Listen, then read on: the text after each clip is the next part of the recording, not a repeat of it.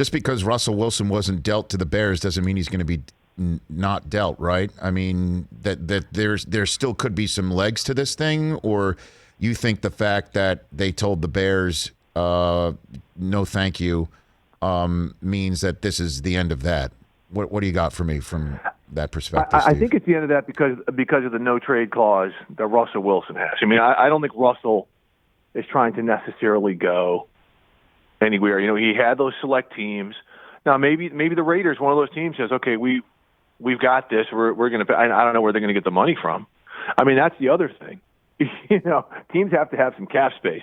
They've got to be able to figure this out to make the deal done. Make this type of deal get done, and that's not an easy thing to do in a year when the cap goes down.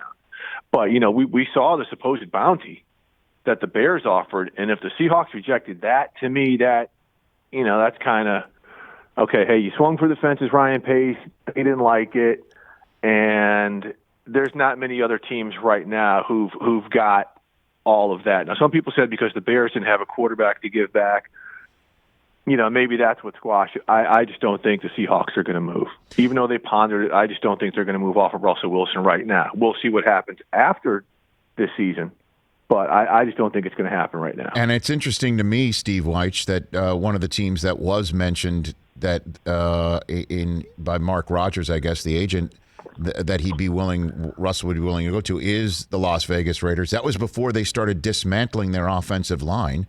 In a way, you know, Rodney Hudson traded to Arizona, which, my gosh, continues to get stronger. But Gabe Jackson is acquired by Seattle to maybe mollify Russ's concern about pass protection.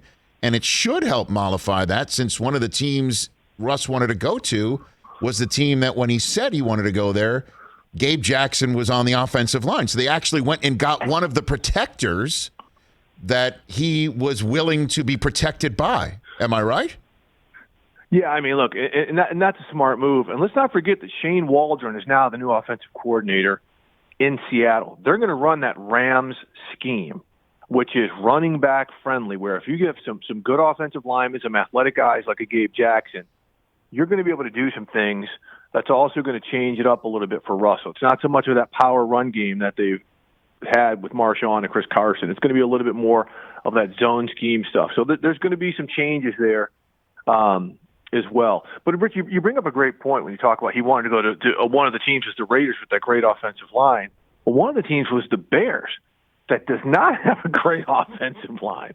So you know, really, I mean, what is Russell really looking for if that's the situation? But I think the fact that Seattle did go out and get Gabe Jackson, is a sign, hey, they want to get better up front, and Russ look to see, here's something that we're doing with a little bit of cap space that we have to help pacify you a little bit. Hey, you watched all the way to the end. Thanks for that. Watch more right here.